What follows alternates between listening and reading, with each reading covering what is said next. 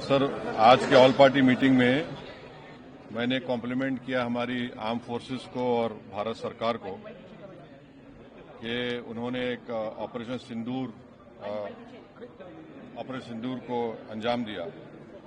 मैंने अपनी बात में ये कहा कि एक इंटरनेशनल कैंपेन हमको चलाना चाहिए टीआरएफ के खिलाफ, और ख़ास तौर से सिक्योरिटी काउंसिल इसको डेजिग्नेट करे और हमको यूनाइटेड स्टेट्स ऑफ अमेरिका को ये बताना है कि वो अपने ही मुल्क में इसको फॉरेन टेररिस्ट ऑर्गेनाइजेशन डेजिग्नेट करे।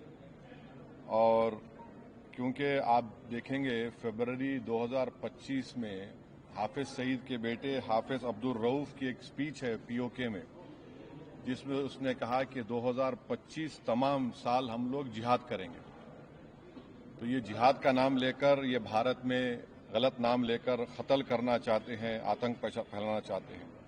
तो यूएस को हम रिक्वेस्ट करें, उनको लॉबी करें कि ये टीआरएफ को एक फॉरेन टेररिस्ट ऑर्गेनाइजेशन बनाए, पाकिस्तान को एफएटीएफ के ग्रे लिस्ट में डाला जाए।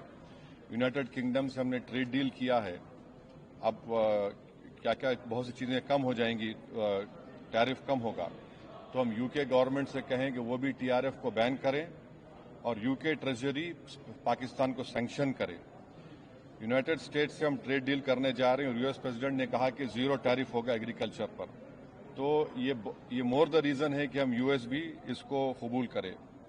अब कश्मीर में गवर्नमेंट के पास एक बहुत सुनहरा मौका है, तारीखी मौका है कि वो यकीनन पाकिस्तान को कन्फ्रंट करें, मगर कश्मीरियों को अडॉप्ट करें। आप कश्मीरियों को करीब करें। और ख़ास तौर से मैंने कहा कि जो पूंछ में जो लोगों की मौत हुई, सिविलियन लोगों की, और उरी में जो लोग जख्मी हुए, जिनके घर को नुकसान पहुंचा, गवर्नमेंट उनको टेररिस्ट विक्टिम का ऐलान करे, क्योंकि पाकिस्तान शेलिंग में उनकी मौत हुई है, और सिक्योरिटी रिलेटेड एक्सपेंडिचर के तहत मरने वालों को एक्सग्रेशिया दे और सरकार उनका घर बना के दे। और मैंने कहा कि साउथ कश्मीर में गवर्नमेंट को बहुत एहतियात से काम करने की जरूरत है। वहां के यूथ को हमको करीब करना है। और जो ऑपरेशन सिंदूर हुआ, उसका मेरी नजर में सबसे बड़ा इंपॉर्टेंस ये है कि मुरीद की और भावलपुर पर अटैक होना, ये नॉन टेररिस्ट ऑर्गेनाइजेशन के हेडक्वार्टर्स हैं। ये बहुत अहम बात है जिसको हमको समझने की जरूरत है।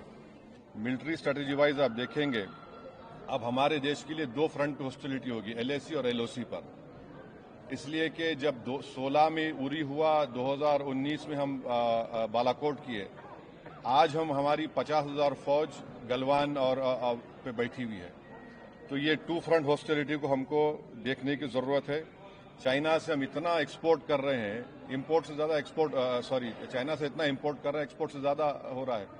तो हम चाइना पर भी इम्प्रेस करें कि वो पाकिस्तान को, टीआरएफ को, जितने टेररिस्ट वांटेड हैं इंडिया, उसको हवाले करें।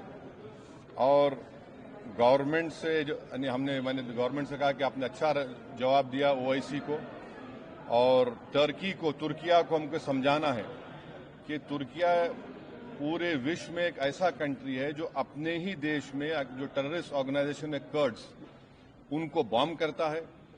इराक में जब तक उनसे डील नहीं हुई वहां बॉम्ब करता था, अब सीरिया में भी बॉम्ब करता है। तो तुर्किया को समझाने की जरूरत है कि जब आप कर्ड्स के ऊपर जो टेररिस्ट ऑर्गेनाइजेशन है उनको आप एक्शन ले सकते हैं, भारत पे क्यों वो सवाल उठा रहे हैं। और हमने कहा कि ये आज पाकिस्तान इसको और एस्केलेट ना करे। इस सिलसिले में आज ईरानियन फॉरेन मिनिस्टर दिल्ली में है, सऊदी फॉरेन मिनिस्टर भी दिल्ली में है। और जो देश में मैंने कहा कि जो एक यूफोरिया है, इसको सरकार को देश को और मुत्तहिद करने के लिए और देश को ताकतवर बनाने के लिए इस्तेमाल करना पड़ेगा।